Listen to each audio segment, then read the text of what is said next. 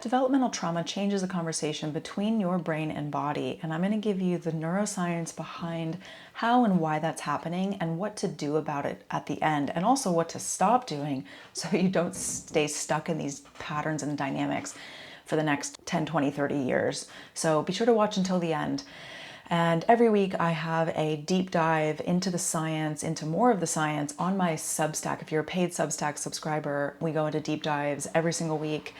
If you're interested in the science and if you're interested in more skills and tools on how to actually move forward in this work, in healing from trauma, in healing your nervous system from really whatever, you don't even have to identify with having developmental trauma to benefit from these practices that I teach. I highly recommend signing up for my Substacks. You can sign up for free as well, but I encourage you to be a paid subscriber. It's like the price of 2 coffees a month, and that gives me the bandwidth to be able to give you all more of a deep dive into the science that we're talking about here. And every week I review a different article. So I'm Jenna, I'm a clinical and molecular neuroscientist and a licensed therapist. I study how your brain and body communicate through stress and immune signals and how those conversations shape your physical and mental health. And then I teach you how to reset this dialogue so that you can feel clear, calm, energized, connected to healthy people in your life, stop being attracted to unhealthy people, and without spending years and hundreds of thousands of dollars on treatments that don't work or just talking about it. So follow along here if you want to learn more of the science behind rewiring your brain and body from the cellular level up all the way through to your daily behavior so that you can finally see shifts in the struggles that you face every day. Again, without spending years or hundreds of thousands of dollars talking about it, as many people do when they are doing the wrong kind of work. And yes, there is a wrong kind of work in this work. So let's dive into this article here. So I love this art. This article is so useful. And part of the reason that I share these, or I'm starting to share more of the research papers behind this, is that the public doesn't often have access to these kinds of papers. And even if you do, they can be incredibly dense and require a large amount of background knowledge on trauma, neuroscience, psychology. In this paper, interoception, which is the tracking of sensation in the body. Most clinicians, most therapists, doctors wouldn't even know what to do with a lot of these kinds of papers because any kind of research area in science is going to be very niche, and they can be difficult to sort through, frankly. So what I want to do is, and what I'm going to be doing, is sharing more of the science here and going through these articles with you so that they're digestible and you can watch the video. You don't have to read it. It's a 35-page paper. You don't have to do that and read that. And then a lot of the papers too, you have to read into the sources that they are providing as well to have any kind of understanding of what they're talking about, especially if it's not your area of expertise. Like, it wouldn't make a lot of sense for me to read, I don't know, a law paper. I don't have a degree in law. I'd rather just go to a lawyer and say, hey, can you interpret this for me? I don't know what any of this means. So that's what I'm trying to do for you guys. I think it's important to name that these papers, again, tend to be dense. They tend to be written for other experts in the field. And that can make it difficult for a layperson who might be interested in trauma or neuroscience to learn about it in a way that's not, again, going to take you a week or a month to do all the background research into a single paper. So this paper is by Brianne Kearney and Ruth Lanius. I'm singing their praises. This paper is so good. It's so useful. I think every doctor, therapist, psychologist needs to read this paper. And there's many that are like this that talk about somatic work and just more of a somatic sensory based approach for trauma. But I shouldn't even say that there's a lot. I would say that there's some, and there need to be more.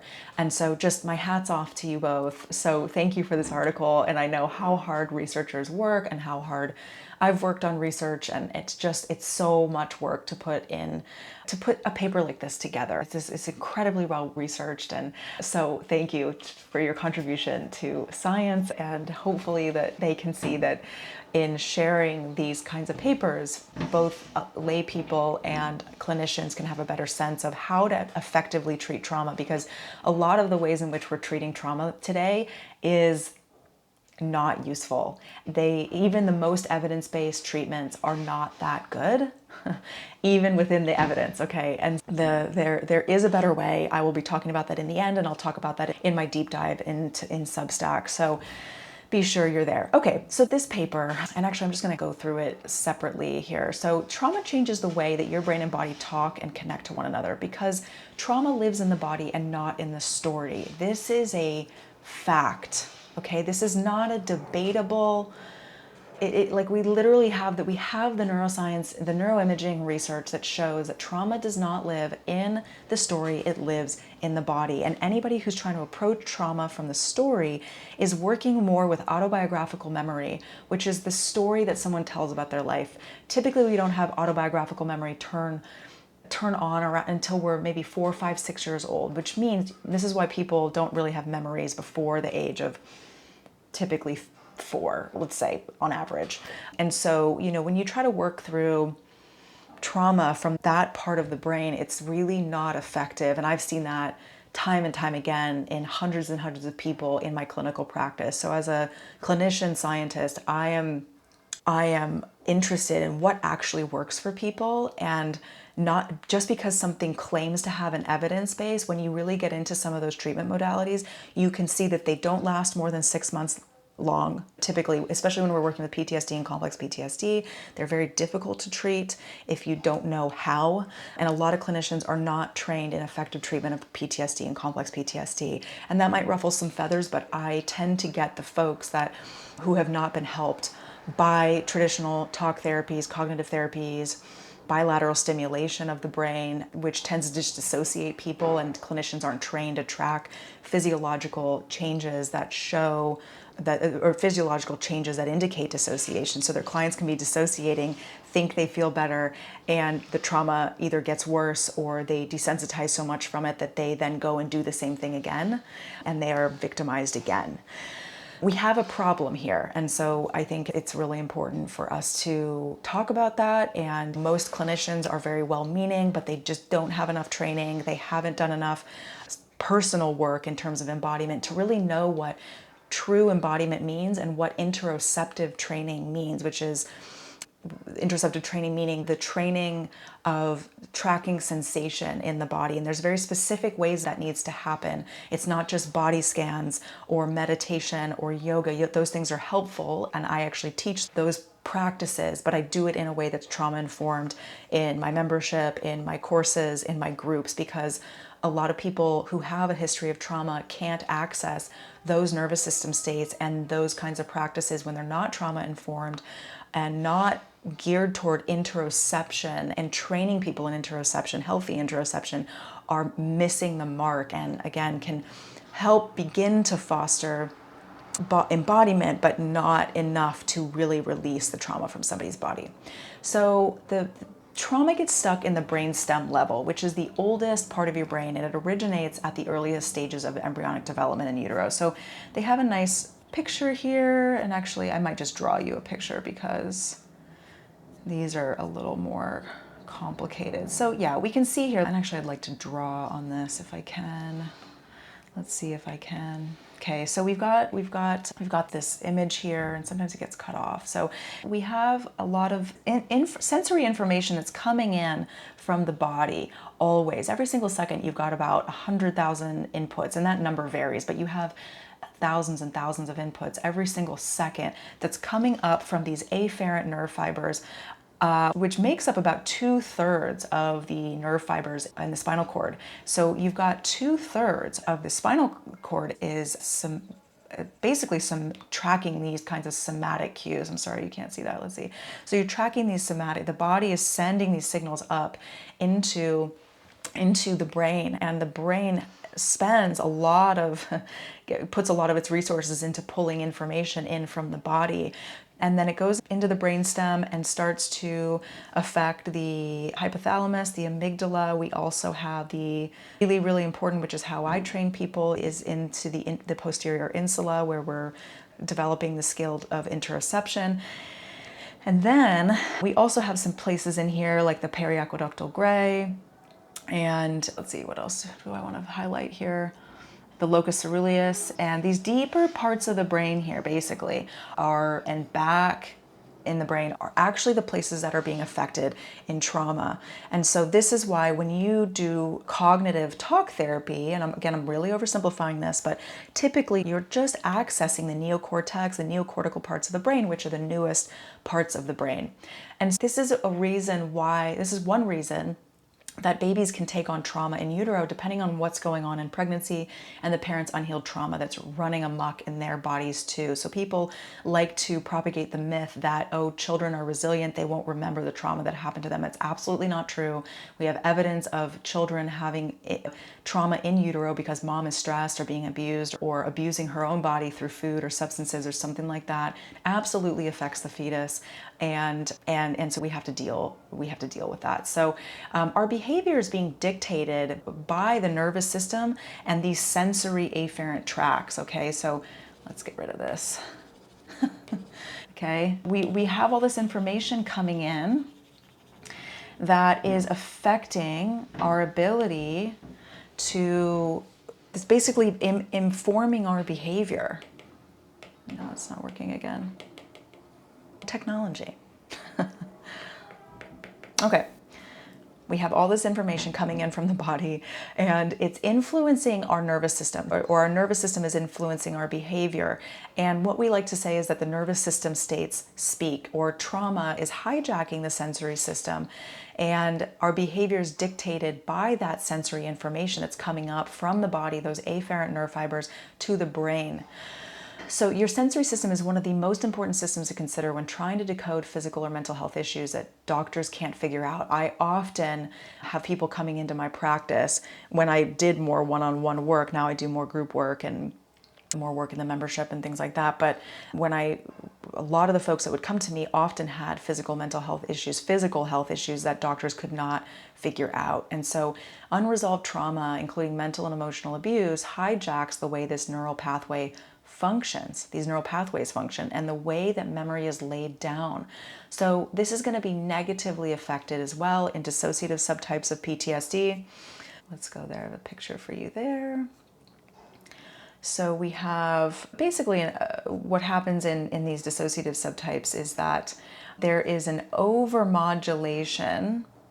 And you can see these little emojis here where these people are typically depressed, dissociated, but typically, again, people and most clinicians are not trained to track the physiological signs of dissociation, which is highly problematic because you have clients that are dissociating right in front of you, and if you're not very well trained in this, you are missing the signs and the signals. And a lot of clinicians are missing this because those people end up coming to me because they're not getting better. And that was what I was going to say earlier, is that I get a lot of folks who, again, these traditional trauma treatments weren't working for, or they've tried every other self-help modality under the sun and it's not working. And what's happening in the evidence, at least in this paper, is that there's an overmodulation of the prefrontal cortex, the medial prefrontal cortex, down into the lower parts of the brain, we talked about the amygdala and the periaqueductal gray and the brainstem, where these trauma symptoms are happening, which is a fight, flight, freeze system or state.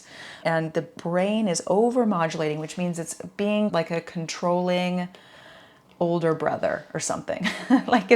It's clamping down on these fight flight responses that need to be slowly and safely opened up and then released from the body. And again, that's often what's missing in these treatments and why people will stay stuck in what people might call treatment-resistant depression or have some kind of dissociative disorder that's actually been diagnosed. So that's a major issue here, is that, again, a lot of clinicians are also training their clients to overmodulate this part of the brain down to manage these kind of scary, what can feel scary to a client and scary to a clinician, is these fight-flight responses that show up as really intense, maybe feelings, sensations, or behaviors. And a lot of, again, a lot of clinicians and are scared of these states, and so they go straight towards over regulating them, like trying to get people to calm down, trying to teach containment exercises, trying to teach regulation exercises, which can be fine for very short-term amounts of time or short-term goals to get somebody stabilized. I'm not saying don't teach these things, but ultimately we need eventually to release these things that are showing up in the body. And it takes, again, a lot of training and a lot of experience to help someone release these states in a way that is not going to basically blow their fuses and then send them back into dissociation, which is, again, what a lot of folks will do. Even somatic people out there who are teaching somatics at a broader level can sometimes push people too hard into these areas because, again, they're not trained well enough, and then they just don't have enough experience, and then they end up sending clients back into dissociation if somatic embodiment or interoception is not their absolute expertise. I see a lot of this happening on Instagram and YouTube and different things where people are thinking that they're releasing trauma, but actually it's not done in a safe enough way, in a slowed down enough way where the client is actually going to start to feel better. It's actually just going to continue to promote this sort of overmodulation of the neocortex down into the subcortical parts of the brain. And then in more of the, like the opposite is this undermodulation where the neocortex is not acting on the subcortical brain quite enough. Now, I would rather, frankly, have somebody here because this is more workable in terms of you're just going to see results in this kind of person quicker when you do the right kind of work. So this is going to look like anxiety, issues with emotion regulation, panic, right? These kinds of where the deeper parts of the brain are running the show, right? Again, this isn't good either. We don't want this either, but we do need enough access to these deeper parts of the brain in order to start to move them through. One of my mentors says this is like the wind pulling the ship out of the harbor, right? We need some life force. This is our life force in here that's trying to heal us. And if we overdo, again, the kind of the regulation of the neocortex, or we underdo that, and we don't do it correctly, then we're going to have these issues where people feel a lot of intensity and they don't know how to manage it. Okay, so that's where the unhealed trauma at a somatic level has been shown to create sensory integration difficulties, and again, in particular in the insular cortex and the amygdala. And people with unresolved trauma have changes in sensory perception where their brain is not processing that information well. So again, like if we hang out here with this, it's really important to understand that complex PTSD and PTSD are primarily sensory disorders. Sensory. They're not, I'm having thoughts about it. It's not happening in these parts of the brain. Okay, I cannot stress this enough. And I have helped people release these kinds of symptoms for good so many times now that my clinical experience backs up this neuroscience research. Okay, so if you have a history of emotional or physical neglect, these lower level brain regions are also starved for attention and the type of sensory input that tells the body it's safe. So people with this kind of trauma, especially if you were raised by a narcissistic or emotionally immature parent who was neglectful, or maybe they would alternate between neglect and being over, like too much in your space, like that people with that kind of trauma have a really hard time accessing feelings of safety. And this may be why, is because they're actually not even used to receiving healthy amounts of safe sensory input. And so that's part of what we need to start to renegotiate as well in your body if you have a trauma history, or if you're just, again, you could just have more of these surface level issues like depression or anxiety or struggles with motivation that people don't realize might be connected to trauma or connected to early childhood stuff, and a nervous system that's dysregulated. And you can make huge strides in your life if you approach this in the right way. So for instance, I've had clients who have gone on to make 5-figure business deals, 5, 6 business, or double their income because they came to me to become more connected to themselves. And it resulted in massive bonuses at work because they were making better decisions, their brain was functioning better. I've had people get into graduate school multiple times after really intensely struggling in school in the years prior, and now they're going to go on to very high level graduate degrees that they were not able to access before, or they had not gotten in multiple times before, and our work allowed them to access again these parts of the brain. Because when you calm this down, when you calm the lower parts of the brain down, the neocortex comes back online, and boom, literally your IQ, your intelligence can improve. IQ is a variable score. It's not a set fate that you have in terms of your intelligence. Now, some people do, and I'm just talking about the majority of the population, and we would see this in wilderness therapy a lot too, where kids would come in with really severe psychological issues, and they had psych testing before and a certain IQ before, or certain processing speeds, or various markers of intelligence. There's different ways to measure intelligence, but they would come in to work with us already having had full battery psychological testing, come to wilderness, get regulated, and their processing speeds would go up, their IQ would go up. We would test them halfway through their program, and their brain was functioning better, guys. So this is what is happening. And I think this is the major missing piece in terms of trauma treatment. So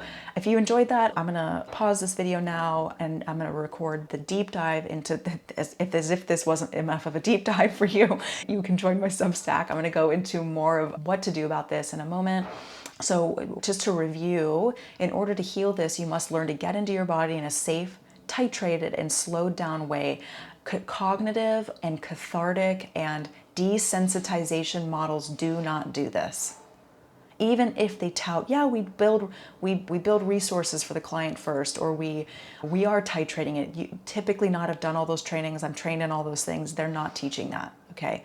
And usually they're a weekend long. They're 3 days long, and people are then allowed to say that they're a trauma expert, and that's not the case. And then they go and can actually harm clients. And I've seen that happen enough times because I've worked with some of the most severe trauma cases in the country, because they were all coming to us in wilderness and then outside of there too. So you need to learn how to both become present to your internal state, as well as the sensory information around you at the same time. Okay, and that's what I teach in my course, How to Heal from Developmental Trauma or Complex PTSD Holistically, which I'll link below. I teach that in the free resources that I have below. You're welcome to any of them. I hope they're helpful. In fact, I'm sure they will be helpful for you. And it's what I teach in the membership, in my membership, which you'll have access to once you enroll in the course below. And it's very affordable. I keep it very affordable so people can access it. So once you take that Healing from Developmental Trauma course, then you can also have the option to sign up for the membership. And otherwise, I only open enrollment for the membership a few times a year. So I teach all of these things in all the resources below. And all of these skills happen through interoceptive training, which is, again, the tracking of sensation in the body and being able to verbalize it moment by moment without trying to calm yourself down or get rid of the sensation or the emotions or trying to override them in some way. And that includes breath work, that includes through yoga, that includes any kind of grounding technique that people tend to use. It needs to be very, you need a way to move through it so that you're not just clamping down and then continuing to overmodulate. Remember, because a lot of people are doing these things and then they're fostering continued overmodulation of, again, the neocortex down to these subcortical parts of the brain. And then the opposite can be true. We need a balance of both, and you need somebody that can help you do one or the other, whichever one you're needing. Because in this situation, the nervous system is stuck on off, like the brake pedal. And in this situation, this nervous system is stuck on the gas pedal in the car, okay? And so if you want to read more about this, again, you can subscribe for free to my Substack below, where I break this down into greater detail, go into weekly deep dives. You'll also receive weekly articles on neuroscience from me, neuroscience, psychoneuroimmunology, which is one of my specialties, which is the way that your body and brain talk to one another through stress and immune signals, and how to heal from childhood and adult onset trauma, and then how to regulate your nervous system, and weekly practices where you can do that. So you can find that in the membership, and you can find that in Substack. I offer different things in each of them. And then again, the majority of self-help and therapy modalities do not teach you how to do this. I can't stress this enough. And the reason I stress this so much is because then people tend to throw the baby out with the bathwater in terms of, oh, therapy doesn't work. No, you're just doing the wrong kind. And I need you to hear me on this. This is why people will literally stay stuck for years or think that therapy may not work. And guess what? Sometimes it doesn't. Sometimes therapy doesn't work. People aren't wrong. And I'm a therapist. I'll be the first to admit, sometimes there are a lot of modalities out there that don't do a whole lot, at least in terms of PTSD and complex PTSD, because they're sensory disorders. And that being said, some therapy is better than no therapy, okay? Absolutely, some therapy is better than no therapy. And building awareness of what's going on for you is absolutely valuable. I'm not saying don't go to therapy. I'm just saying if you're trying to heal your nervous system and heal from trauma, let's just be clear about what is going to help you and what's not going to help you. Okay, so if this resonates for you and you want to take a deep dive into the science, part 2 will be on my Substack link, and you can access that below, and it will go into the neuroscience of change and walk you through exactly how to start. So I'll see you there.